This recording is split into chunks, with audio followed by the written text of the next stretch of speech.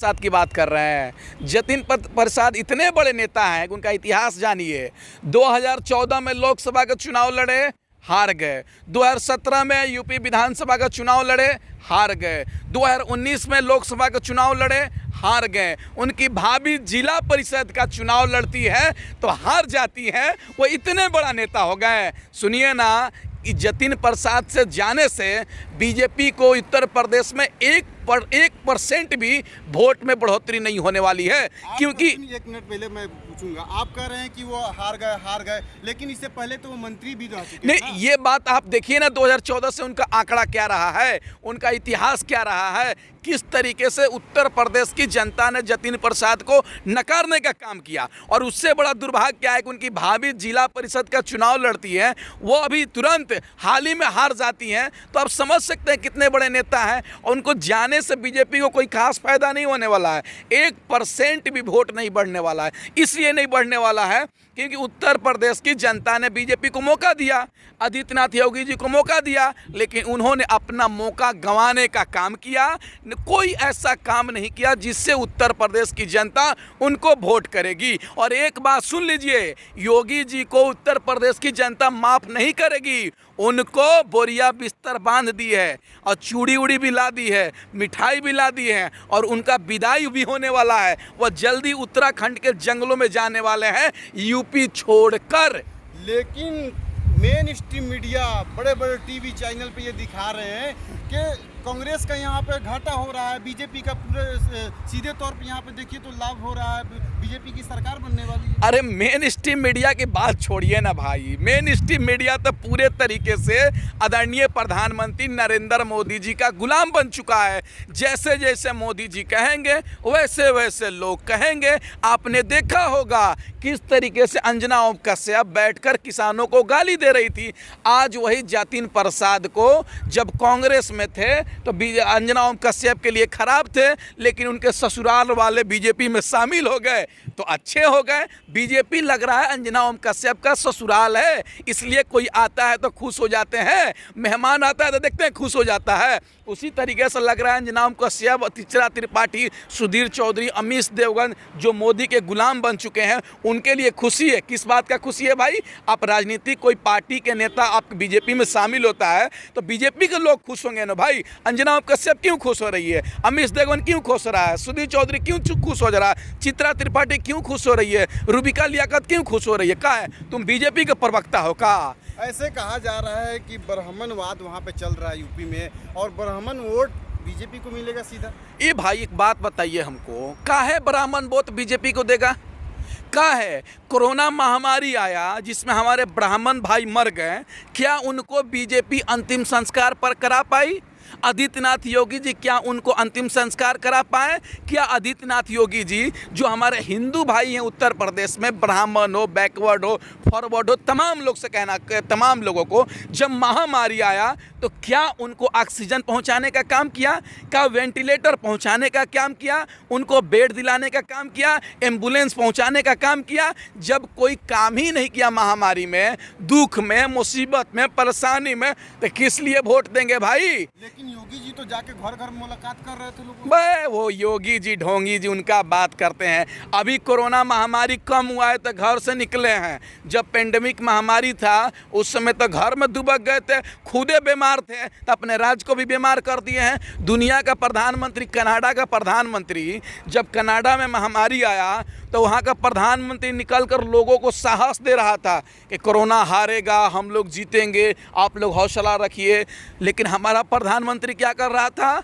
बंगाल में जाके कह रहा था 2 मई दीदी गई, 2 मई दीदी गई।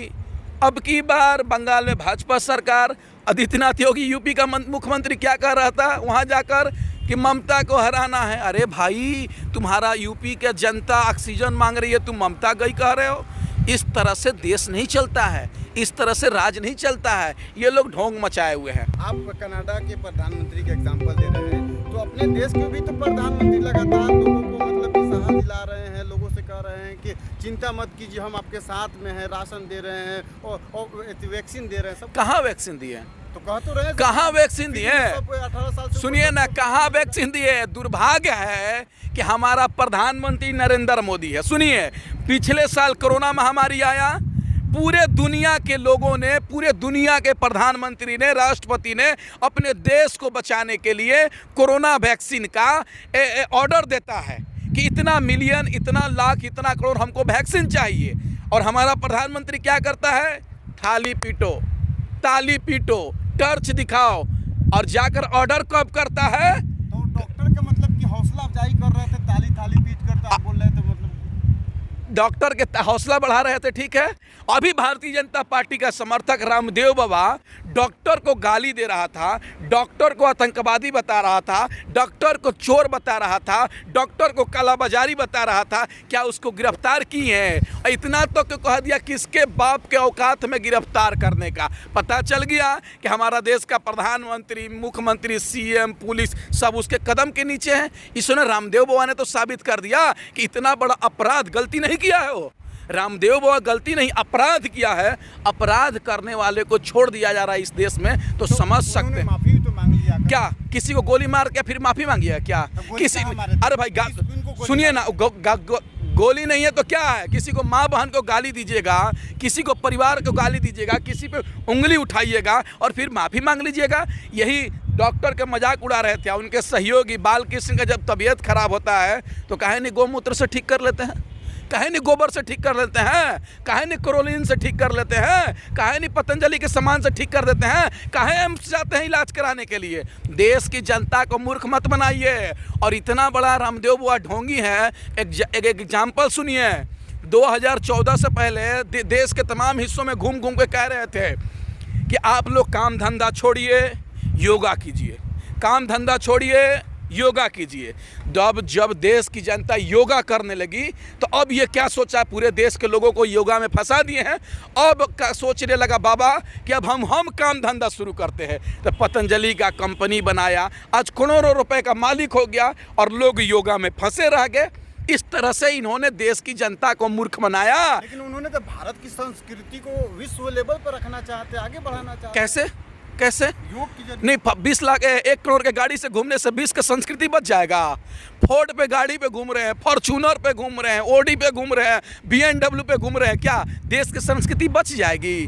जब देश की संस्कृति ही बचाना है तो बैलगाड़ी पे घूमो, टांगा गाड़ी पे घूमो, इंजन जो गाड़ी से कार्बन डाइऑक्साइड निकल रही उसको बचाने में सहयोग करो। तो आधुनिक जमाना आ गया है, गाड़ी हो गई है, तो लोग गाड़ी का सेवा मतलब यूज ना करें। नहीं, आधुनिक जमाना आ गया है तो वैसे भी खटारा कंपनी पतंजलि का हम सामान यूज नहीं करेंगे, जिसमें इतना वैज्ञानिक आगे बढ़ने के बाद भी वो आदमी कह रहा है गोबर से हम बीमारी ठीक कर देंगे, मूत्र से बीमारी ठीक कर देंगे। क्या आपको समझ में आता है गोबर से ठीक हो जाएगा? हो सकता है उन्होंने किसी को ठीक किया होगा, तभी तो कर रहे होंगे। वो एक काम कीजिए, जब गोबर से मूत्र से बीमारी ठीक हो रहा है तो आप अपना आँख का इलाज कर लीजिए। सबसे पहले उस 1.5-2 आँख वाले बाबा को दो आँख बना लीजिए, तब देश की जनता विश्वास कर लेगी। देखिए देश की नहीं देखिए भाई, इस तरह से देश की जनता नहीं, देश की जनता को आप मूर्ख नहीं बना सकते हैं। जिस तरीके से ये लोग लोकसभा में जो बैठे हुए हैं, देखिए रामदेव बाबा जी एक बात कहना चाहते हैं, आपको कलाकारी करना है तो किसी थिएटर में चले जाइए,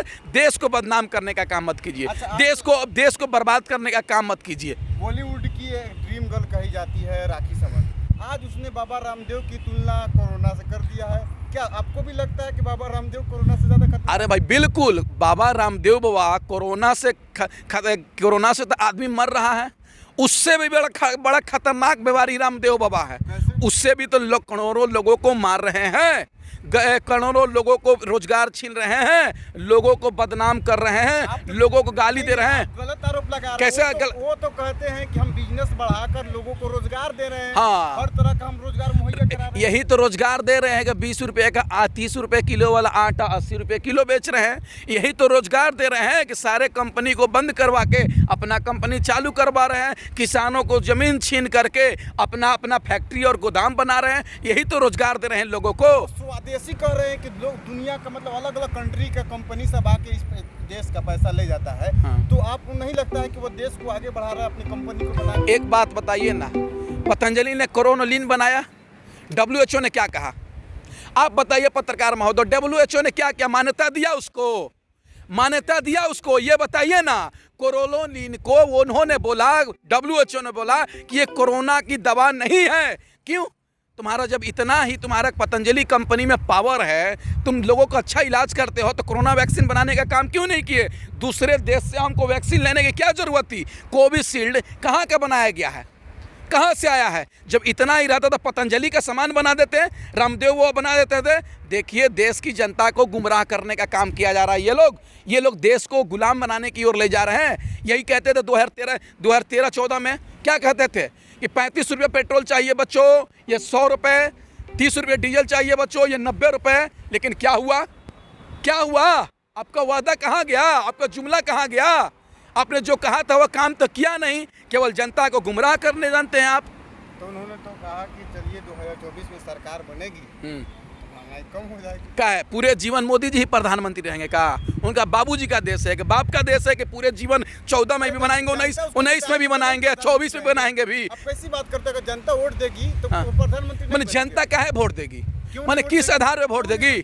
उन्होंने क्या किया 7 साल में? क्या किया भाई बताइए ना। रेल को तो बेचिए रहे हैं। 10 रुपया का टिकट गरीब आदमी बैठता था, उसको प्राइवेट कर दीजिएगा तो 50 रुपया में बिकने लगेगा, तो गरीब लोग कहाँ से चढ़ेगा? हो गया ड्रामा तो किए थे कि हवाई चप्पल वाले को हवाई यात्रा कराएंगे। आप 50 रुपया की इंजेक्शन नहीं दे पाए, 100 रुपया का ऑक्सीजन नहीं दे पाए, बेड नहीं दे पाए भाई।